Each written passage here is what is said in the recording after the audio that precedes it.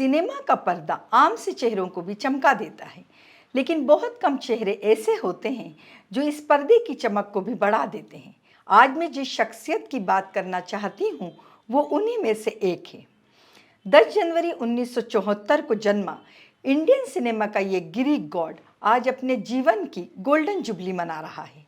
शायद आप समझ ही गए होंगे, मैं ऋतिक रोशन की बात कर रही हूँ।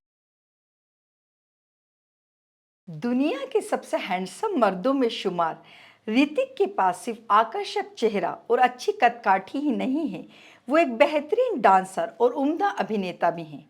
मेरा तो ये मानना है कि हमारे देश के सिने इतिहास में ऋतिक से कंप्लीट आर्टिस्ट नहीं आया। कोई लुक में मात खा जाता है तो किसी का कद छोटा है, किसी को डांस नहीं आता तो किसी का एक्टिंग में हाथ तंग है, कोई बहुत कोशिशें करने के बावजूद सफल नहीं हो पाया। अब सवाल ये उठता है कि इतनी खूबियों वाले इस अभिनेता का शुमार देश के सबसे बड़े सुपरस्टार्स में क्यों नहीं होता। आज हम इसी का विश्लेषण करेंगे। ऋतिक के करियर गिराव को समझने से पहले ये जानना ज़रूरी है कि इंडिया के सबसे बड़े सुपरस्टार्स कौन हैं और उनके इस मुकाम तक पहुंचने के कारण क्या रहे। गाहे बगाहे देश के सबसे बड़े सुपरस्टार्स की लिस्ट आती रहती है, इनमें कुछ नाम दाखिल खारिज होते रहते हैं, लेकिन 6 नाम ऐसे हैं जो हर लिस्ट में होते हैं। ये नाम है दिलीप कुमार, राजेश खन्ना, अमिताभ बच्चन, आमिर खान, सलमान खान और शाहरुख खान। इनका जो बॉक्स ऑफिस पुल, पब्लिक क्रेज, फैन फॉलोइंग और अपने दौर पर प्रभाव रहा वैसा किसी और का नहीं रहा। दिलीप कुमार जब टॉप पर थे तब उनके लिए सुपरस्टार शब्द कभी इस्तेमाल नहीं हुआ, क्योंकि उस समय मीडिया का प्रचार प्रसार इतना नहीं था, लेकिन सुपरस्टारडम को शेप उन्होंने ही दिया। दिलीप कुमार पहले एक्टर थे जो 50 के दशक यानी आज से लगभग 70-75 साल पहले एक फिल्म में काम करने के लिए 1 लाख रुपए लेते थे। उस समय यह रकम बहुत बड़ी थी, लेकिन फिर भी बड़े बड़े डायरेक्टर उनके साथ काम करने के लिए सालों इंतजार करते थे। उन्होंने अपने स्टारडम की चमक कभी फीकी नहीं पड़ने दी। 1982 में एक फिल्म आई थी शक्ति, जिसमें दिलीप कुमार पिता की भूमिका में थे और उनके बेटे बने थे उस समय के सुपरस्टार अमिताभ बच्चन। लेकिन बेस्ट एक्टर का film fair award Dilip Kumar को मिला। वो इतने अच्छे कलाकार थे कि उनकी एक्टिंग की छाप उनके बाद आए कई अभिनेताओं में स्पष्ट नजर आती है। राजेश खन्ना का स्टारडम सिर्फ 4-5 सालों का रहा, जो 1969 में आई फिल्म आराधना से शुरू होकर 1973 में जंजीर से खत्म हो गया। लेकिन ये स्टारडम इतना ज़बरदस्त था कि उनके लिए सुपरस्टार शब्द गढ़ा गया। राजेश खन्ना ने लगातार 15 सुपरहिट फिल्में दी।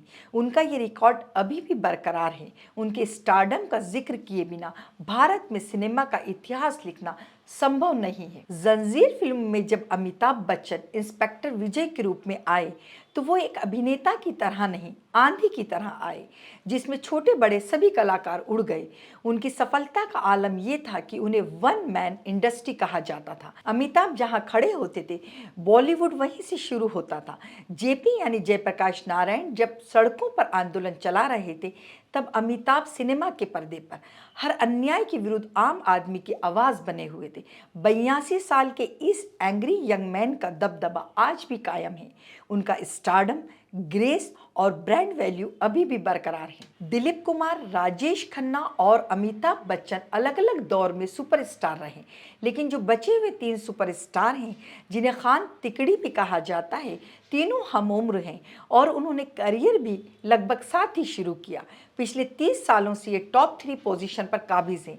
ये बारी बारी से फर्स्ट, सेकंड, थर्ड पोजीशन लेते रहते हैं, लेकिन किसी चौथे स्टार को इस टॉप स्पॉट में आने नहीं देते। आज हमारी फिल्में हजारों करोड़ का बिजनेस कर रही हैं, लेकिन एक समय था जब 100 करोड़ के आंकड़े को छूना भी काल्पनिक लगता था।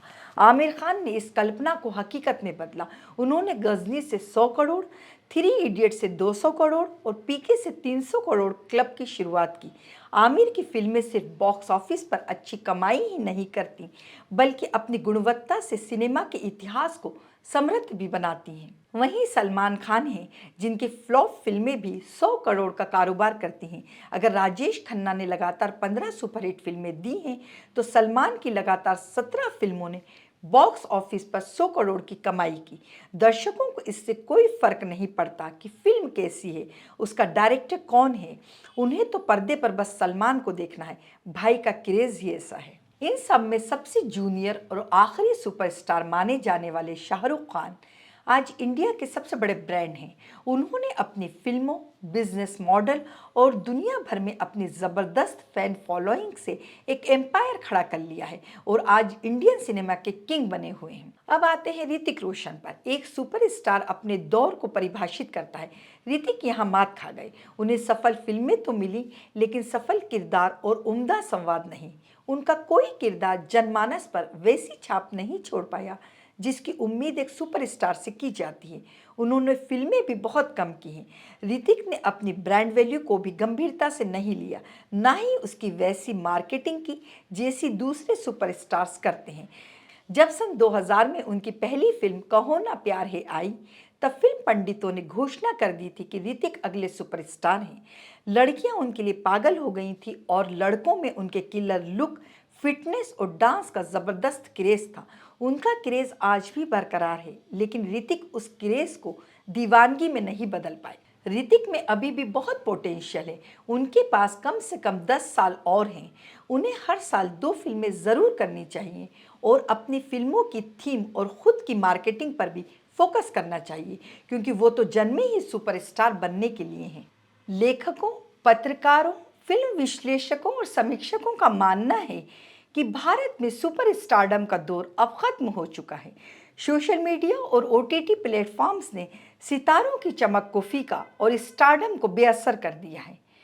मैं उम्मीद करती हूँ कि उनका ये दावा गलत साबित हो और सुपर स्टारडम का दौर हमेशा चलता रहे। अगर ख़त्म हो तो इसमें आखिरी नाम ऋतिक रोशन का हो।